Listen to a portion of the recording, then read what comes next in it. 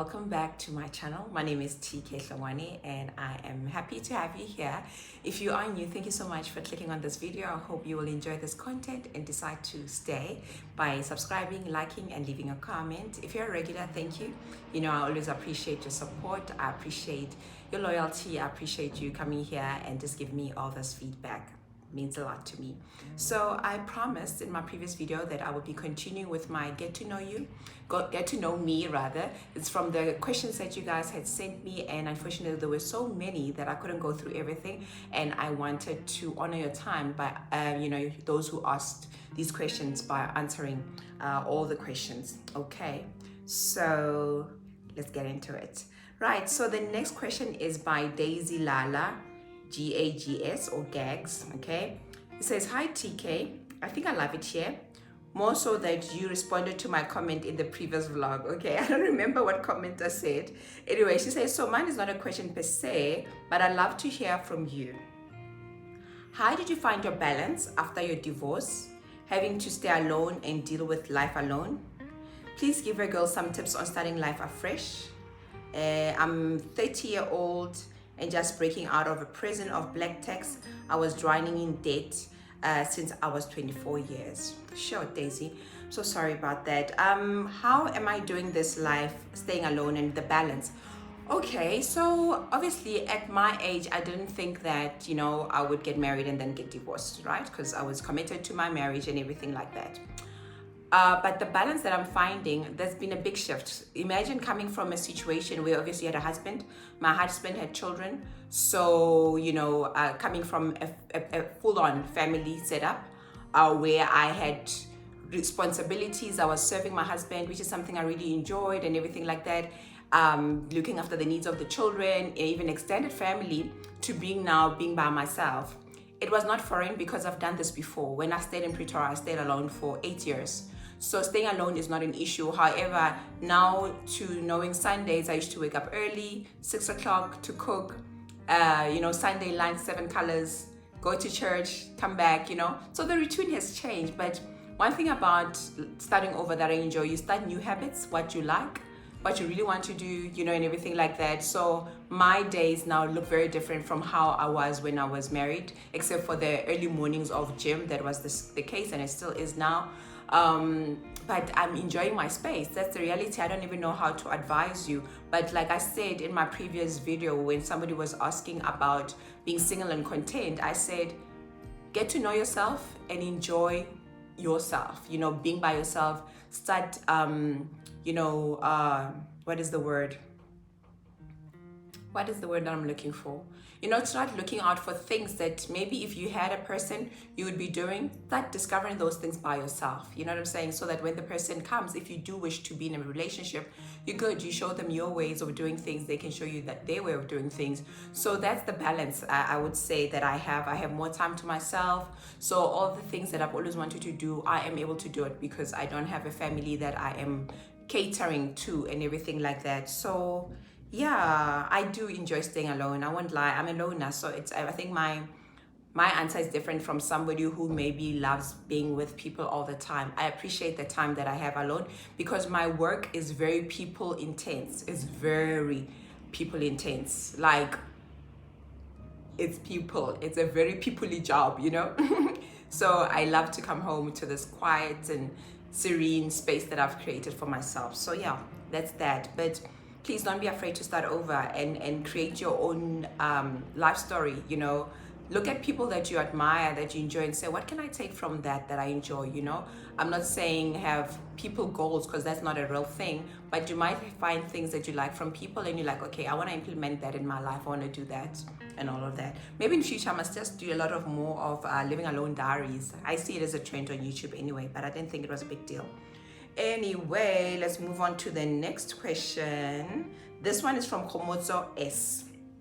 Says, the toughest situation you overcome in your 20s or 30s. Toughest situation. The problem with me is that I think my way of surviving a lot of things is to forget until someone mentions it who has gone through what I've gone through. And I'm like, oh, I've also gone through that. So top of mind, I can't think of the toughest situation I went through in my 20s and 30s. Okay, yes, yeah, I lie. 30s were definitely the difficult years. 20s was easier for me. 30s, the toughest was losing my home with everything in it. Having to then move back home for a couple of weeks, then moving to my sister's. Getting married, being divorced. So I think, yeah, my 30s were a mess. Oh, and losing my business as well. I resigned from my previous job to start a business. Things didn't work out. So yeah, I lost a lot in my 30s actually. I lost business, home. You know, I remember leaving my house with 5 items of clothing because I had so much hope that I'd be able to return. But anyway, things didn't come together. Yo, I lost a lot. I don't even think what was the value of everything in my home. Yeah, no. And then being married, losing stuff during my marriage as well, because I just left with what I had, you know, my clothes and stuff like that. So yeah, I lost a lot in my 30s. The 20s were thriving. I was a focused girl doing what I got to do and, you know, going up in my career. It looked very promising. And I was just a girl with a plan, and 30s knocked me out. And 40s has been really, for me, I mean, if I think of it, I separated from my husband in 2020, deep in COVID, deep. I left the house in May of 2020. And that same year, I did the fibroid removal surgery, went back to living by myself after living with my sister for 2 weeks. Then I found my own space. So then I had to start over. So my 40s feel like it's a start over. Like I feel like I'm back in my 20s again and I can dream again. It's really great to be here, and I'm grateful that God saw it fit for me to have another chance, you know. This one's gonna be difficult. Ooh. Okay, it's Our Light. She says, dealing with depression because of underachievement. I'm 31, got all the degrees, excuse me, but akuhlangani. So sure, I don't know if I've got the right words to say to you, Our Light, because luckily for me, I've never been in a situation where I've been unemployed. When I was unemployed was to be self-employed, and, you know, it was my own choice and everything like that. So, but what I've noticed and I've seen with people who are educated, is that you need to be open to different jobs, because people who are employed are most employable. It's weird, but that's how it works. When you're at home, you're unlikely to be employed versus when you are already in employment, right? And I'm not asking you to settle or anything like that. You'll know what works for you, you know, but it's amazing how you may have a degree in something, but life changes you to something else, you know. So look, I'm assuming you are applying for different things, but I would say maybe don't even apply with just what you want to do. You never know, you know. Someone said even, I was checking something on the internet, I don't know if it was Instagram, about things that we put in our CVs, that it's also not advisable to always put all your qualifications, because like for instance, as I'm giving myself an example, I'm someone who hires, right, in my job. And when I see someone who is not qualified for what I'm looking for, or overqualified, I think they're gonna be bored here. They're not going to stay long enough here. They're going to eventually want to do what they've studied for. You know what I'm saying? So I would say even adapt your CV for every application. I know it's a lot of work, and I don't know if you've got the resources to do that. Adapt your CV for every position that you're going for. It might help you a lot so that you're more employable than putting all these degrees but you have no experience. And even volunteering, finding other skills, because that's what people are looking for where they employ. They're looking for skills. Hence, a lot of the time someone will say, not once in my CV, in my interview, did someone ask for proof of my qualifications. Because as much as qualifications are important, education is important, but people want to know what skill are you going to bring into the company. So that's the advice I can give you. Keep serving, you know, whichever way you can. Find a course to serve, something to do with your hands. I think then from there, something amazing might come from it. But yeah, you know, I'm gonna pray for you, and I hope everyone else who's listening today, she's known as Our Light, that we pray that she gets a breakthrough so that she can, you know, be able to work and realize her dreams. Whew. Okay, I'm getting emotional here. Yeah. Okay, let me move on to the next question. This is Kabelo Muhuba. Muhuba, yeah, I'm saying it right. My name is Kabelo, and my question is, would you get married again if you meet your perfect partner? In my world, where I am mentally, emotionally, physically, no. I would be like a Stedman and Oprah vibe, sort of jolly for life. But there's also a saying, but never say never. I have reasons of why I don't want to get married, especially because I'm a black woman in South Africa. How the marriage process happens, the lobola, the family's involvement, both, you know, from my side and the person's side, can be a lot, you know, and everything like that. And I know, for instance, I don't have the capacity to deal with stuff like that. They mess me up emotionally, mentally, and everything like that. And I end up looking like I'm a rebellious person because I don't like to be stressed. In that sense, when people think they have so much to say about my life, I do not like things like that. So because I'm still South African and will forever be, I'm here, you know, and there's certain ways, especially in the black community, of how we must do things. I think being married again is something that I'm not prepared to go through again, mentally, emotionally, and everything like that. But, you know, God may have surprises. I don't know, but I don't even dream about it. It doesn't excite me. I don't think about it. But I love it when I see people get married. Love it for you. I just, you know, I know. But who knows?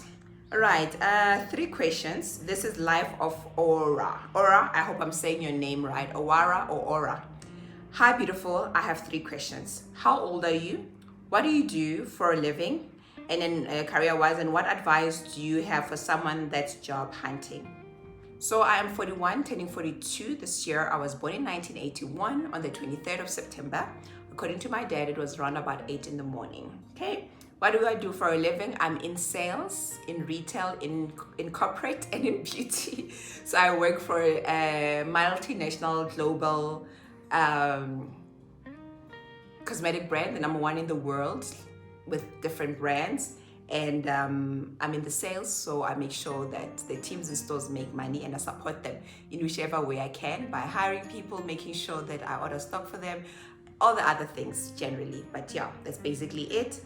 And what would I say to someone that's job hunting? I think it would be the same as what I said about our life, that, you know, don't just look at what you're qualified to do. Do as much as you can and serve where you can. It's amazing what else can come from that.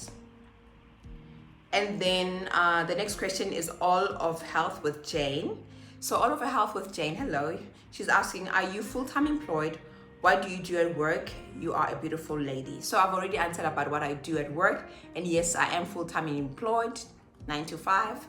That is me.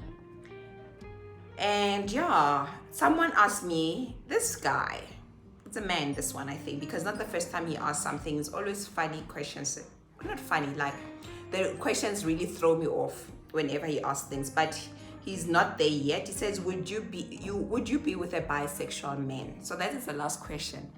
Drop a bomb. Would you be with a bisexual man?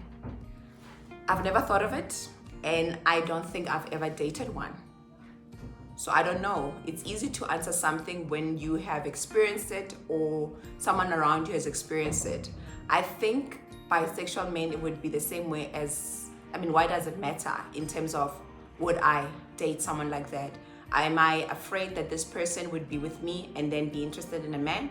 I mean, that would be the same if I was with someone who is heterosexual like myself, and then you know, when I'm with a man, would I be worried that they are dating? I mean, they would have eyes on another woman. I don't think it's neither here or there. Is that the right phrase? Yeah. That is my answer to that. Not there yet. I hope I've answered it right for you. Anyway, that is that. Thank you so much for watching, guys. I hope you've enjoyed this. Please know that now this is the 3rd Get to Know Me. I'm going to link my 2 previous videos. The first one was Get to Know Me based on my experience in the beauty industry, and then the other one is linked to the one that we're doing right now. So that's a part 1 and part 2 where you guys gave me the questions and I have answered. Thank you. I really appreciate you having you here, and I hope you are having a great day. Don't forget to like, subscribe, and leave a comment.